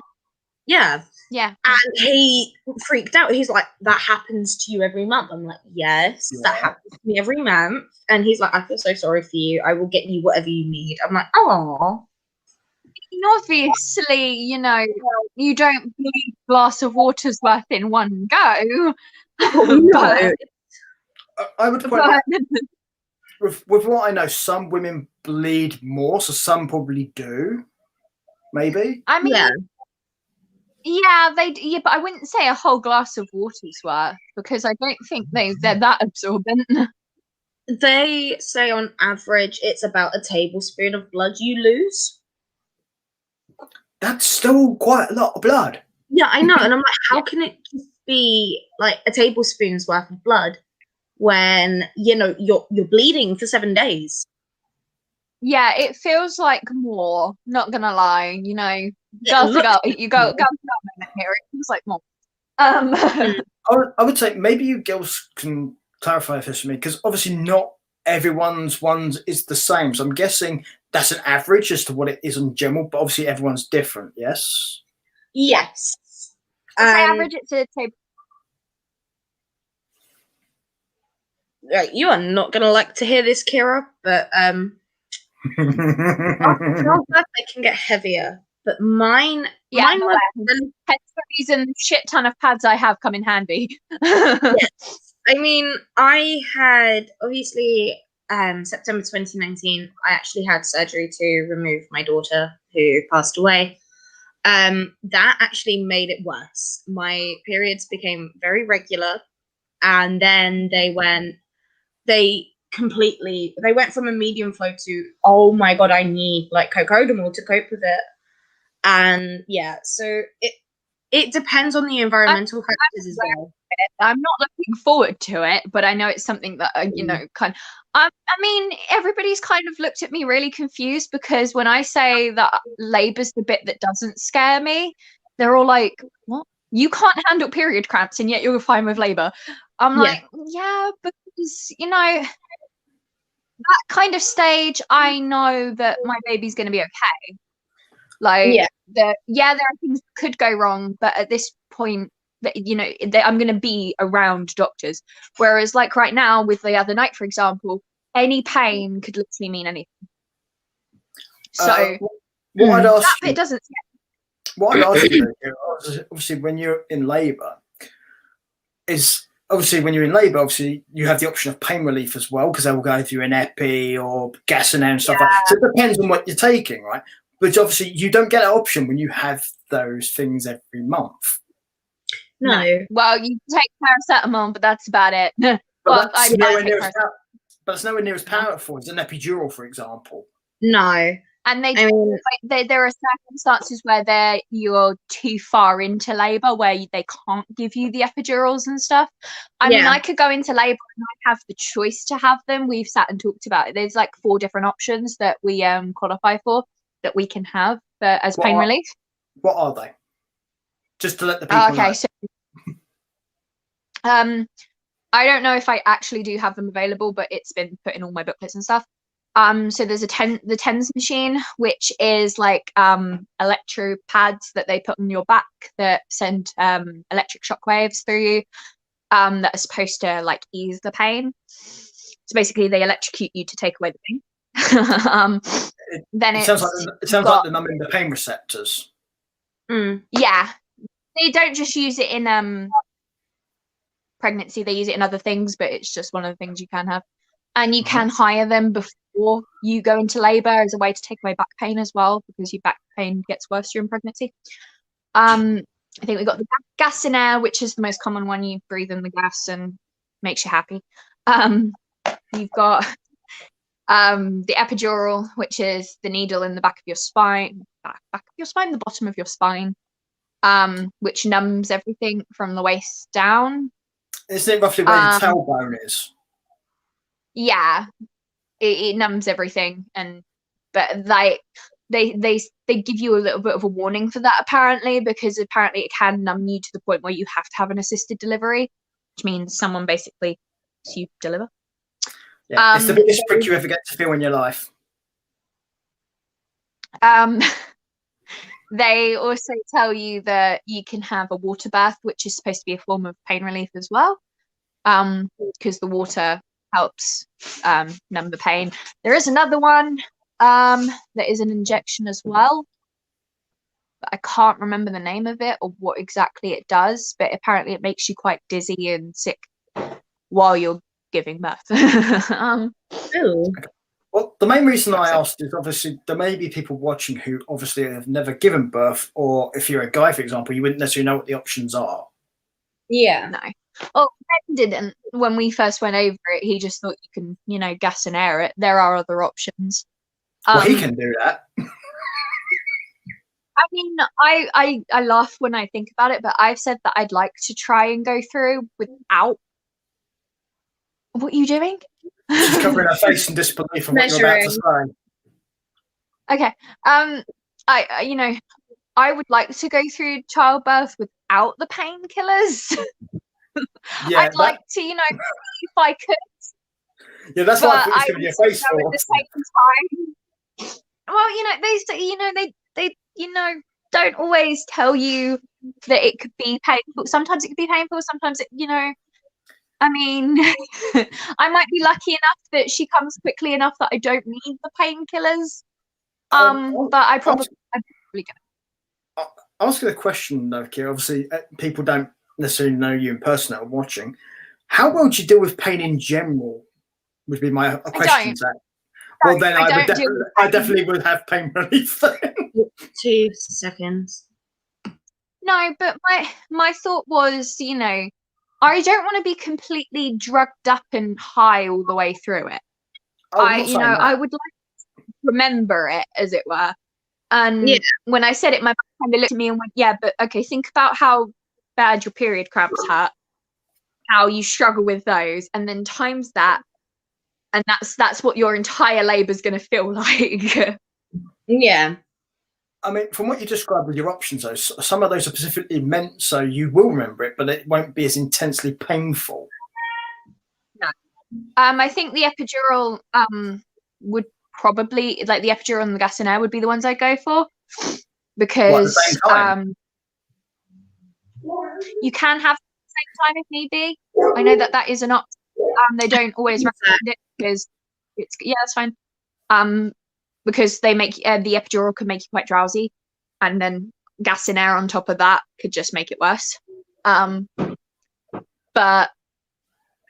I would probably go for the gas and air first, and if that doesn't work, then epidural, because that takes a lot of the pain away without the extra side effects. But there is also a chance, because of how I am laid out for the pregnancy, that I might have to have a cesarean. So we haven't got to that part of discussing it yet. Ah, okay. Right, because the thing, obviously, for people to be aware of, particularly guys who are going to accompany significant others into when they give labour, my sister actually fractured her other half's shoulder and arm socket during one of her deliveries, one of my nieces and nephews. Yeah, and Yeah, so yeah, that's what I mean by pain. we don't recommend. We don't. No, they've said that even with the current restrictions, I am definitely allowed him in there. Obviously he has to follow all the regulations, wear the mask and everything. So my question would be: is he going to risk holding your arm? He's like, you know, we talked about this before I moved, because originally I was supposed to stay living in the area and he was going to move down to me. And we talked about this because my mum wanted to come in with me. She wanted to be there. My mum's not the greatest in hospital. She kind of panics in them. So how she thinks she's going to do that, I'm not sure. But hey ho. I see her point and why she thinks that she would be better in there, because having another girl in there, it's not as awkward, and you don't risk, you know, threatening to break up with your partner. But I said he's missed everything else. He's missed all the scans, all the appointments. He missed the gender reveal. He wasn't even there for that in person. So to have him there when I'm, you know, in the first few moments of her being here, you know, it seems right. But what confuses me is you're not allowed to record in the scans. Like, you're not allowed to record the screen, but you are allowed to record during childbirth. Okay, if then. Anybody understands that? Yeah, it literally says in the pregnancy pack that we got given, like tips and things to bring with you when you go in. And obviously they recommend, you know, overnight clothes for him, me, baby, everything else. And it says that you're allowed to bring a camcorder in. I'm guessing, and this is a guess, either it's proprietary technology, so you can't have during the scan, so they don't want it recorded, or the equipment would interfere with the scanner. That's the only thing I can think of. Scanner. But I've seen a lot of people like who live in the area put up videos of their scan. Like they've sat there and recorded it on like Snapchat and stuff of their scan. Yeah. And but every time I got my phone out and asked permission, because my partner couldn't be there to record my scan, they've said no. Yeah, which I'm suspecting the people who have done it have actually broken the rules and are not meant to be doing it. Yeah. Probably. But we talked about this, and just in case you're wondering, no, I'm not recording my labour. You can all fuck off twice if you think I'm going to. Kira, that'd be great content for the page. No. No, because knowing my luck, there will be some weirdo that wants a copy of that video. Yeah, his name's Ben. I remember at the beginning of my pregnancy, after I had the first scan, and I put the pictures up, some weirdo that added me screenshotted my scan and said, could he have a picture of the umbilical cord? And Ben, I was like, why? Yeah, Ben, why? No, you can't eat. Well, I'm pretty sure you probably can eat the umbilical cord. You can. No, I don't. Actually sell your placenta. Yeah, you can. It's worth £200. You can charge someone £200 to cook and eat your placenta. Yeah, because you can eat anybody. Yeah, you can eat the cord and the placenta. They're both edible. Yeah. All right. I'm just gonna quickly. Of that. Yeah, I'm just gonna quickly show the people how to finish off a crochet project, because mine's now done. So when finishing off a project, it's similar to how you start. You just wrap the yarn around your hook and then you pull through. And so you've got a loop. Then you get your scissors, mine nice draft colored ones. You leave yourself with a decent tail to weave in, and you just cut off the working yarn, And then with the hook or with your hand, you just pull through and tighten. And then all you do is you get, where are they? You get a nice little yarn needle. And all you do with the yarn needle is you just thread the yarn through like this. And there are a number of ways you can weave your tail of your projects in. What I personally do is I start going through at the top of my work and I just weave it in a few stitches along. So I'm going to do about 6 stitches along, and then I just weave it through, pull the needle through. Sometimes it unthreads, and then what I will do is, what I do like to do sometimes is, hang on, let me just rethread my needle. There we go. So what I do like to do sometimes is I take my work and I just weave this through different stitches and through different parts of the project, just so that way it kind of strengthens. So I just go through downwards, there we go. And I just weave it in as much as I possibly can before I need to cut it. So I'm just going to now gently pull it through because I don't want to cause any extra problems in my work. And then I can't really show you guys this, but I'll show you what to do. When you are ready to cut the tail, you pull tightly, pull as tight as you can, and you snip. And then what you do is, what will happen is when you stretch it all out again, you can actually, you can't actually see where the end is. Yep, you're right. I can't see that. No, I mean, I can see it because like I know what I'm looking for. Right. And then just do the same to this end, and then you're done. But with the bottom end, where did I put my needle? With the bottom end, I mainly just weave it into the border. I don't weave the bottom end down as much. And that's purely just because I'm lazy. But if you're doing a washcloth or whatever, sometimes it is better to have it go down. So I'm just going to quickly weave it down a little bit. So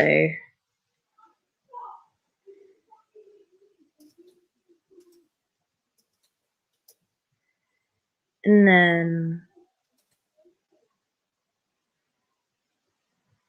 it's kind of harder as well when you're working it downwards from the bottom of your work, because it will then just go all skew-if, and then but when you finally wrestled with it and got it down, you just go through,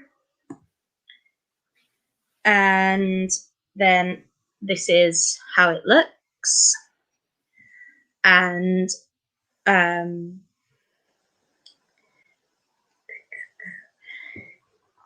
so yeah, that's all there is really to it. You can make a washcloth as big as you want.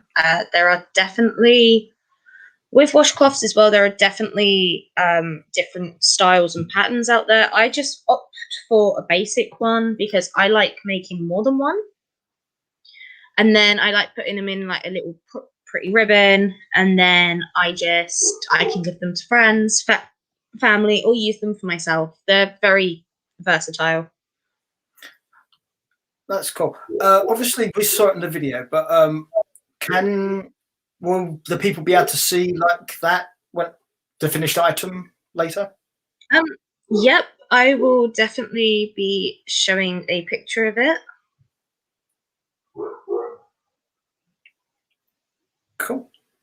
So that'll be part of the on-demand feed later, I'm guessing. Yes. Yes. So I think I think that would be helpful to people who are following along, so they can see the product. Yeah. Because as you point out, video is one thing, but an actual picture could possibly make it much clearer. Yes. So I think we've gone back to Kira and Ben arguing or talking about food, or Kira demanding food? One or the other. Possibly telling Ben to take the condom off his feet. Either. Mm-hmm. Or maybe he's touching her Coke and she's telling him, no, my Coke, stop it. Just what I'm doing. If you really want. Oh dear. He's on his So, yeah. This is the finished product. But the reason why I mentioned, obviously, on the slips of the ball of yarn / wool, whatever you're using, 9 times out of 10, oh, there it is. It will come with instructions on how, like, what temperature to wash it. So the yarn that I used needs to be washed at 30 degrees. And I can't really do anything else to it, so I've got to hang dry it.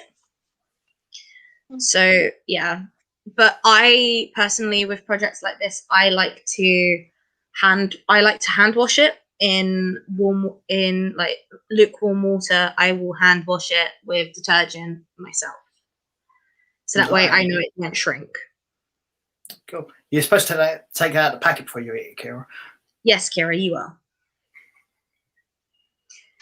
But I think that's pretty much it for today. So we're gonna call it a day. Let us know in the comments what you want to see project-wise, or like what patterns you want to see me create with you guys. I would like to thank Kira. Booty. What did Ben say? He said he would like to see booty. Booty. A booty. A booty. Well, Ben, all you had to do was ask. Lord.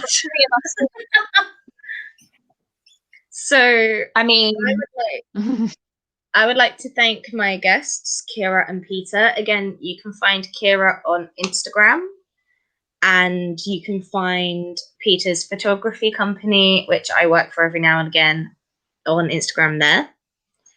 And if you guys want to check out my hairdressing stuff, you can find me on Instagram there.